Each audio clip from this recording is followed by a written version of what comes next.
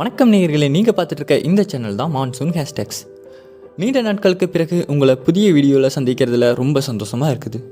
மீண்டும் உங்களை அழகிய வால்பாறைக்கு கூட்டிகிட்டு போகத்தான் நாங்கள் இங்கே வந்திருக்கோம்.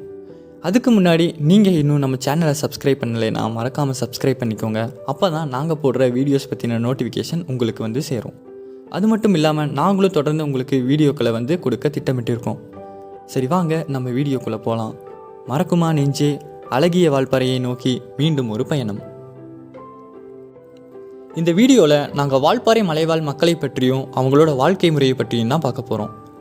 பொதுவாக எங்களுக்கு எல்லா ஊரையும் பிடிச்சிருந்தா கூட வால்பாறையை பற்றி பேசுறதுங்கிறது ஒரு தனி ஸ்பெஷல் தான்.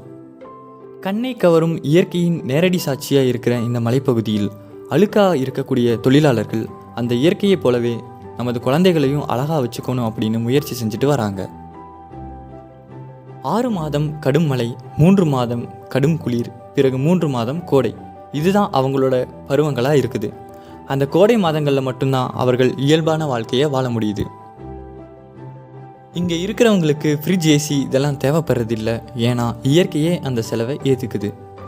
இயற்கை எழில் கொஞ்சம் காட்சி முனைகள், பள்ளத்தாக்குகள், நீர்வீழ்ச்சிகள், ஆறுகள் மற்றும் சிற்றோடைகள் என பார்க்குற இடமெல்லாம் என்டர்டெயின் பண்ண வால்பாறை தவறுவதில்லை. சிறிது காலத்துக்கு முன்னாடி வால்பாறை என்றால் பெரும்பாலும் யாருக்கும் தெரிவதில்லை. ஆனால் இப்போது சுற்றுலா பயணிகள் சமூக ஊடகங்களில் வீடியோக்கள் பதிவிடுறதுனால வால்பாறை எல்லாத்துக்கும் தெரிய ஆரம்பிச்சிது. அது மட்டும் இல்லாமல் எல்லாருக்கும் பிடிச்ச ஒரு ஊராகவும் மாறிட்டுருக்கு. இங்கே இருக்கிற ஆபத்தான 40 கொண்டை ஊசி வளைவுகள் பார்ப்பதற்கு பயமாகவும் சிக்கலாகவும் இருந்தால் கூட சாகசம் செய்பவர்களுக்கும் சுற்றுலா பயணிகளுக்கும் ஒரு புதுவிதமான அனுபவத்தை இது கொடுக்குதுன்னு சொல்லலாம்.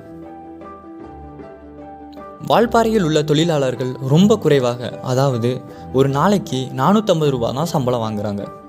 இது இவங்களோட உயிரோட விலையாக கூட கருதுகிறாங்க. ஊட்டி, கொடைக்கானல், மூணார் போன்ற எல்லா தோட்ட தொழிலாளர்களும் இதே சவால்களை தான் சந்திக்கிறாங்க. ஆனால் வால்பாறையில் அதுக்கும் மேலே ஒரு படியான சிரமங்களை சந்திக்கிறாங்க என்று நான் நினைக்கிறேன். அது மட்டும் இல்லாமல் எந்த ஒரு வேறுபாடும் காட்டாமல் அனைத்து மக்களும் ஒற்றுமையாக வாழ்வது ஒரு வெளிப்படையான உண்மையாகவே இருக்குது. அதனால தான் என்னவோ அனைவருக்கும் பிடிச்ச ஒரு ஊராக வால்பாறை இருக்குது. வால்பாறை ஒரு நகராட்சியாக இருந்தாலும் கூட இங்கே போதுமான மருத்துவ வசதிகள் இல்லை. ஒரு முக்கிய அறுவை சிகிச்சை அல்லது பிரசவம், ஏன் ஒரு ஸ்கேன் பண்ணணுன்னா கூட இவங்க பொள்ளாச்சி தான் போக வேண்டியதாக இருக்குது. உதாரணமாக ஒருத்தர் அடிபட்டு 1 மணி நேரத்தில் ஹாஸ்பிட்டலில் அட்மிட் பண்ணணும் அப்படின்னா நம்ம பொள்ளாச்சி போகிறதுக்கு எடுத்துக்கூடிய நேரம் 2 மணி நேரம். இந்த மாதிரியான சவால்கள் இங்கே இருக்கிற மக்களுக்கு ஒன்றும் புதுசில்லை. பொதுவாக எல்லா எஸ்டேட்டுகளிலும் வேலை நேரம் காலை 8 மணி முதல் மாலை 5 மணி வரை இருந்தால் கூட குளிர்காலத்தில் அடிக்கிற குளிருக்கு சீக்கிரமாக எந்திரிச்சு அவங்க தயாராகி சமைச்சு குழந்தைகளை ஸ்கூலுக்கும் காலேஜுக்கும் பத்திரமா அனுப்பிட்டு தான் இவங்க வேலைக்கு போவாங்க. அப்படி இவங்க வேலைக்கு போகிற பாதையும் பார்த்திங்கன்னா கடினமாக இருக்கும். மழைக்காலங்களில் பாசான் பிடித்த பாதை வழியாக தான் இவங்க வேலைக்கு போயாகணும். பாசான் மட்டும் இவங்களுக்கு தடையாக இல்லை. கரடுமுரடான பாதைகள், சறுக்கும் கற்கள், காலை கிழிக்கும் குச்சிகள் இதோடு சேர்ந்து இவங்க வாழவும் பழகிட்டாங்க. மழைக்காலங்களில் ஒரு தொழிலாளி தேயிலை பறிக்க போனாங்கன்னா குறைந்தது 50 முறையாவது அட்டை பூச்சிகள் அவர்களோட ரத்தத்தை சுவைக்குது. இங்கே வேலை செய்கிற தொழிலாளர்களின் மனசு எப்போவுமே வெகுளித்தனமாகவும் இனிமையாகவும் இருக்கிறதுனால என்னவோ இவர்களோட ரத்தம் இந்த அட்டைகளுக்கு ரொம்ப சுவையாக தெரியுதுன்னு நான் நினைக்கிறேன்.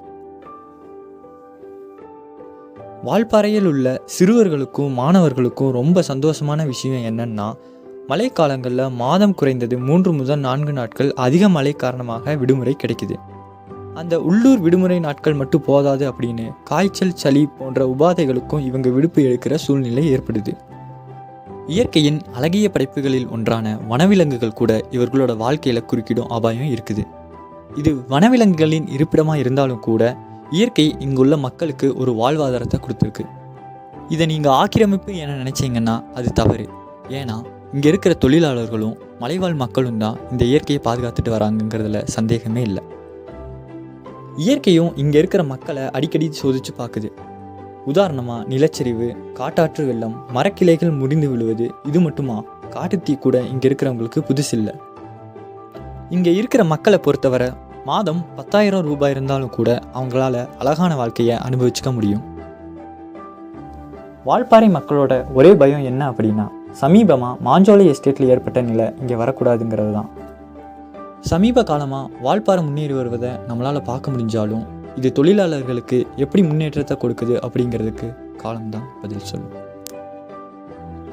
இந்த வீடியோ உங்களுக்கு பிடிச்சது அப்படின்னா லைக் பண்ணுங்கள், ஷேர் பண்ணுங்கள். வால்பாறை பற்றின உங்கள் எண்ணங்களை கமெண்ட் பண்ணுங்கள்.